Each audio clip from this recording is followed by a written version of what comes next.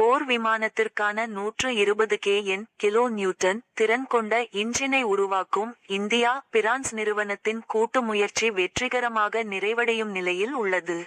அண்மையில் கொண்டாடப்பட்ட சுதந்திர தினத்தின் உரையின் போது உள்நாட்டு போர் விமான இன்ஜின் மேம்பாட்டிற்கு பிரதமர் மோடி அழைப்பு விடுத்திருந்தார். அதேபோல பாதுகாப்புத்துறை அமைச்சர் ராஜ்நாத் சிங்கும் விரைவில் போர் விமான இன்ஜின்களை தயாரிக்கும் பணியில் இந்தியா ஈடுபடும் என்றார். இந்த நிலையில் பாதுகாப்பு ஆராய்ச்சி மற்றும் மேம்பாட்டு அமைப்பின் கீழ் உள்ள எரிவாயு டர்பைன் ஆராய்ச்சி நிலையம் GTRE மற்றும் பிரான்சின் சப்ரான் நிறுவனத்தின் கூட்டு முயற்சியால் நடுத்தர போர் விமானத்திற்கான இன்ஜினை உருவாக்க திட்டமிடப்பட்டுள்ளது. இதற்கு விரைவில் மத்திய அரசு ஒப்புதல் அளிக்க உள்ளது.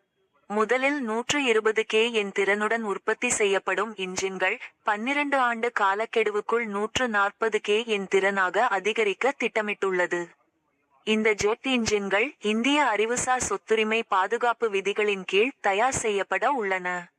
இதற்கான ஆரம்ப கட்ட பணிகள் வெற்றிகரமாக நிறைவடைய உள்ளன.